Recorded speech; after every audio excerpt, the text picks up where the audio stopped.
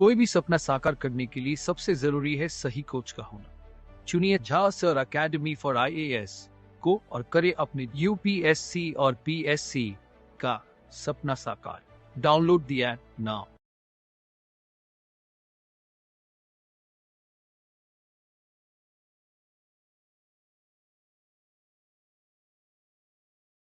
Expanding biosphere footprint. So November 3 पहला international day of biosphere reserves हम लोग को देखने को मिल रहा है, जिसको 2022 में जो है वो सेलिब्रेट किया गया है। ये बहुत इंपॉर्टेंट है। इससे रिलेटेड स्टेट पीएससी आपसे क्वेश्चन पूछ सकती है, यूपीएससी डायरेक्ट डेट ना पूछे, बट फिर भी एनवायरमेंट से रिलेटेड टॉपिक है तो प्रीलिम्स का भरोसा नहीं है, प्रीलिम्स डेट भी आपसे पूछ सकता है, क्योंकि फॉरेस्ट सर्विसेज और सिविल सर्विसेज का आपका प्रीलिम्स एक ही होता है, तो इसलिए ये वाली चीज थोड़ी सी ध्यान रखना।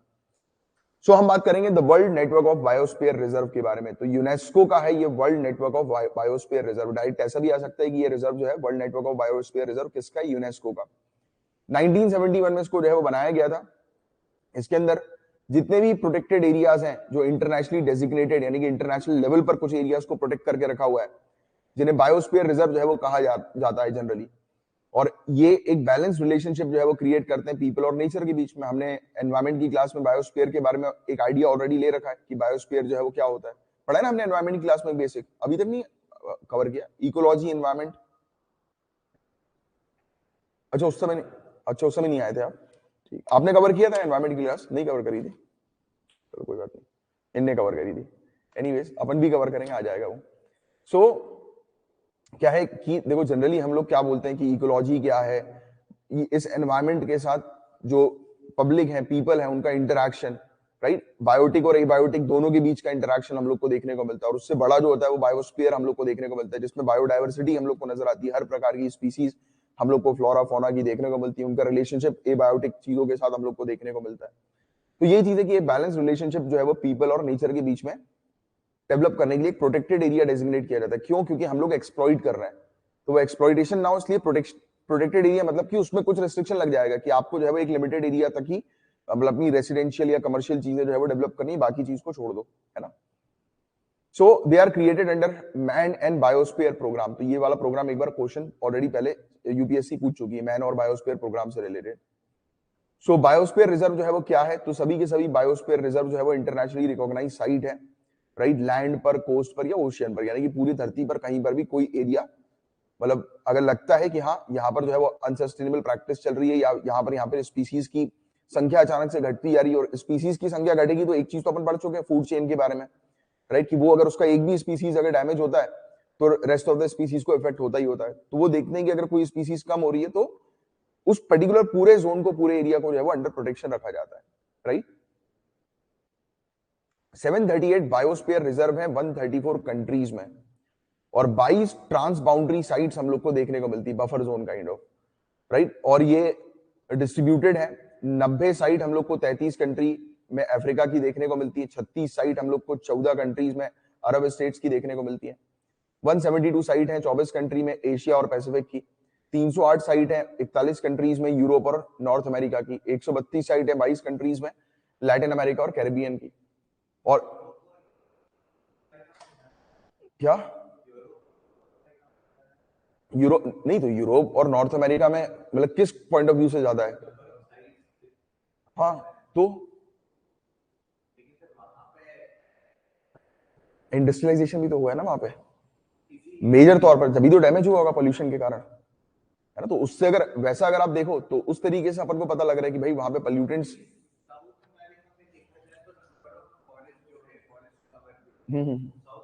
साउथ अमेरिका नहीं, यहाँ पे बात फॉरेस्ट कवर की नहीं है, पॉइंट ये नोट करो ना आप, यहाँ पर बात जो है वो किसकी है कि एक पर्टिकुलर ऐसा जोन। हाँ नहीं, प्रोटेक्शन नहीं, देखो बात पहले ये समझो कि इनको क्या करना है, इनको उन एरियाज को जो है वो प्रोटेक्ट करना है जो एरियाज डिस्टर्ब हो चुके हैं, राइट। अब ये जो क्षेत्र है नॉर्थ अमेरिका, आपने एक पॉइंट नोट डाउन किया कि इसी में इतनी ज्यादा साइट जो है वो क्यों है, तो यहीं पर ही तो मेजर एक्सप्लॉइटेशन हुआ है सबसे ज्यादा। तो यूनेस्को ने उन एरियाज को जो है वो प्रोटेक्ट कर दिया कि भाई यहाँ पर जो है वो कोई किसी प्रकार का कंस्ट्रक्शन नहीं करेगा, राइट।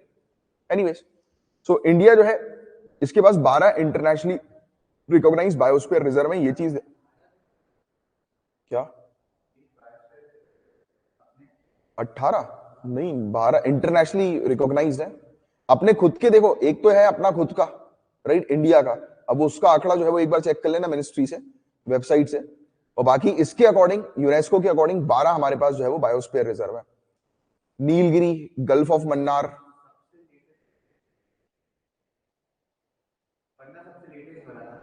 पन्ना biosphere reserve, Sundarban, Nanda Devi, right, और ये 9 क्रेक, फिर 12 ही होंगे, देखो ये आखिरी में पन्ना ही दिखाई दे रहा है, पचमढ़ी, सिमलीपाल, और अचानक अमरकंटक, और ग्रेट निकोबार, अगस्त्यमला।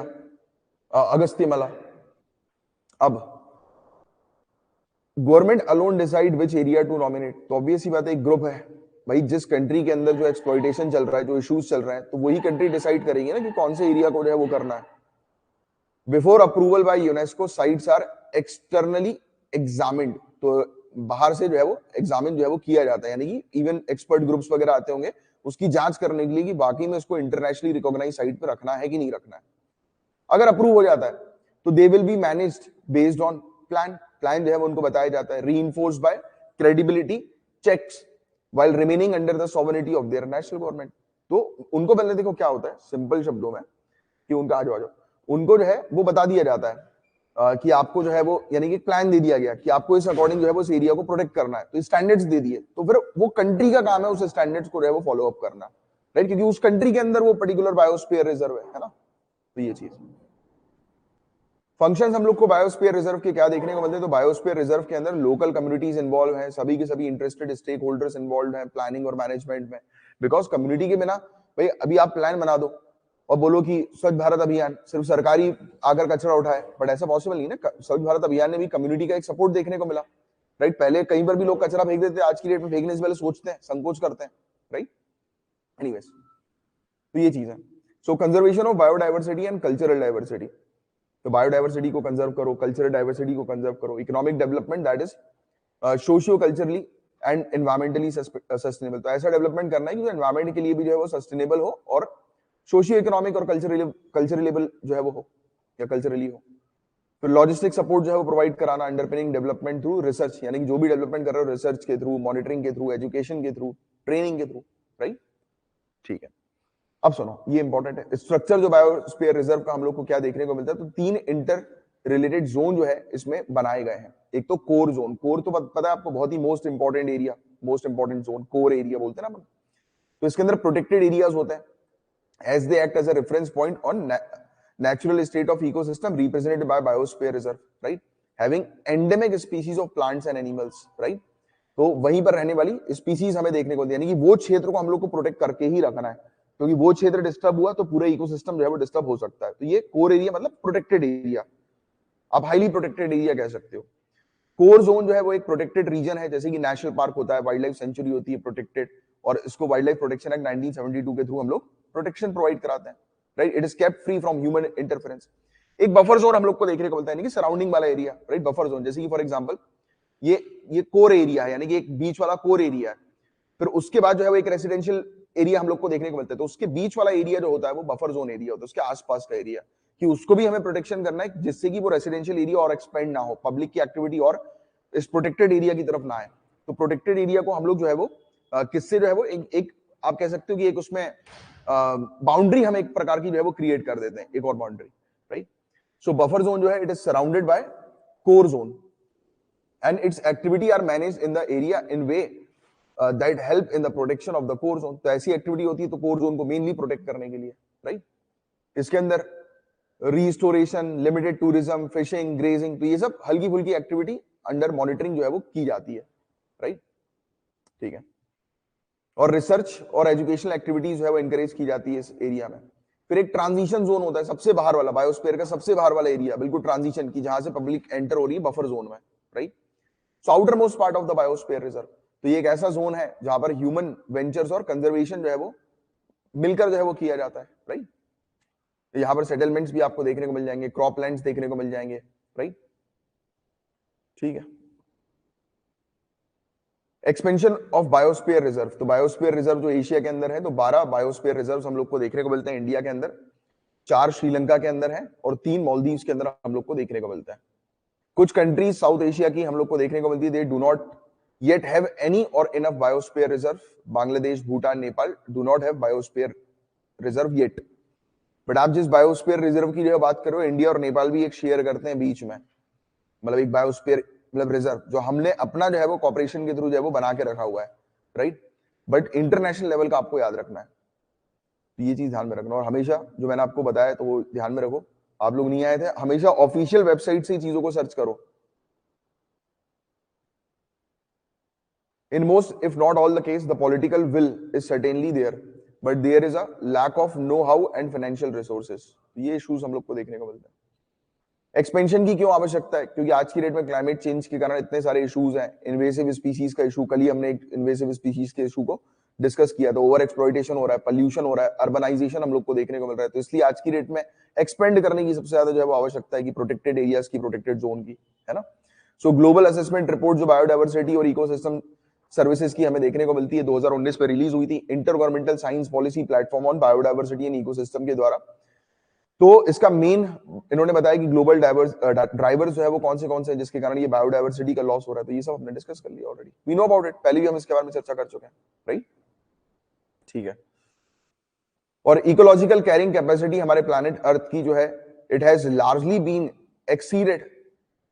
क्या हम बोलते हैं अर्थ ईयर, कौन सा वो रहता है, एक डेट होती है ना अपन उस दिन, अर्थ डे, पक्का अर्थ डे ही रहता है ना वो, अर्थ ओवरशूट डे, अर्थ ओवरशूट डे, राइट। हाँ, तो ये उसी की यहाँ पर जो है बात हो रही है कि हमारे यहाँ पर जितना हम लोग आज की डेट में ओवर एक्सप्लॉइटेशन कर रहे हैं, प्लैनेट की कैपेसिटी से ज्यादा जो है वो हम लोग वो कर रहे हैं, राइट। तो ये चीज हमें देखने को मिल रहा है। So therefore need was felt to address this trend with cleaner air, high quality drinking water, enough food and healthy habits to ensure कि इकोसिस्टम सर्विस जो है वो कंटिन्यू रहे और ह्यूमैनिटी को जो है बेनिफिट प्रोवाइड कराए बिना नेचर बैलेंस को डिस्टर्ब किए। अब ये चीज इंपॉर्टेंट है, ये चीज बहुत बार यूपीएससी पूछ चुकी है, बहुत बार। सो MAB man and biosphere programme की बात करें तो इंटर गवर्नमेंटल साइंटिफिक प्रोग्राम है, 1971 में लॉन्च किया गया था यूनेस्को के द्वारा। एम यही है कि स्टैब्लिश करना एक scientific basis for improvement of relationship between people and environment.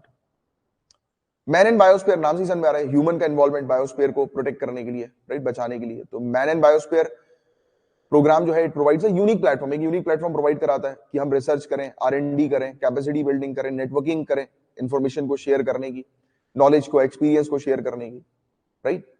और किस चीज में? तीन इंटरलिंक इश्यूज हैं, एक तो बायोडाइवर्सिटी लॉस हो रहा है, क्लाइमेट चेंज हो रहा है और सस्टेनेबल डेवलपमेंट। तो ये तीन इंपॉर्टेंट चीजें को हमेशा ध्यान में रखना, ठीक है। तो ये जो भी चैलेंजेस हैं जैसे scientific, environmental, societal, development, right, from mountain से लेकर मरीन तक, पहाड़ से लेकर समुद्र तक, कोस्टल से लेकर आइलैंड तक, ट्रॉपिकल एरिया से लेकर ड्राई लैंड तक, अर्बन एरियाज तक, राइट। तो हर जगह पर साइंटिफिक तरीके से सोसाइटी की कॉन्ट्रीब्यूशन से हम लोग को जो है वो काम करना है। सो साउथ और central Asia man and biosphere reserve जो है, नेटवर्किंग मीटिंग की अगर हम बात करें तो ये प्लान की गई थी 2023 के लिए, राइट। और to advance biosphere reserve establishment and management की, और भी हम लोग ज्यादा बायोस्फीयर रिजर्व को जो है इंक्लूड करें, ऐड करें और उसको प्रोटेक्शन प्रोवाइड कराएं। इन एडिशन एक्सपर्ट मिशन भी हम लोग को देखने को मिल रहा है, प्लान किया गया 2023 के लिए। भूटान, इंडिया का नॉर्थ ईस्ट और सुंदरबन जो बांग्लादेश का हम लोग को देखने को मिलता है, वेस्ट बंगाल वाला भी सुंदरबन, वेरी इंपॉर्टेंट। ये सब एनवायरमेंट में स्पेसिफिक टॉपिक्स हैं ये पूरे। सो कह रहे हैं कि एटलीस्ट एक बायोस्फीयर रिजर्व हर कंट्री के अंदर इनमें 2025 तक होना चाहिए, क्योंकि ये कंट्री ध्यान में रखो कि इनमें एक भी यूनेस्को वाला बायोस्फीयर रिजर्व नहीं है। उनका खुद का हो तो समझ में आता है कि उन्होंने खुद का जो है वो जोन डेवलप कर लिया है, प्रोटेक्शन जोन, जैसे बायोस्फीयर रिजर्व, जैसे wild life sanctuary, national park अभी हमने डिस्कस किया ना, ये भी तो वो जोन है प्रोटेक्टेड एरियाज, राइट, जो इंटरनेशनल लेवल पर हो रहा है। तो हमारे यहाँ तो कितने सारे हैं, बट इंटरनेशनली रिकॉग्नाइज 12 ही किए गए और किसके द्वारा? यूनेस्को के द्वारा, बस दैट्स इट। तो ये चीज हम लोग को देखने को मिल रही है।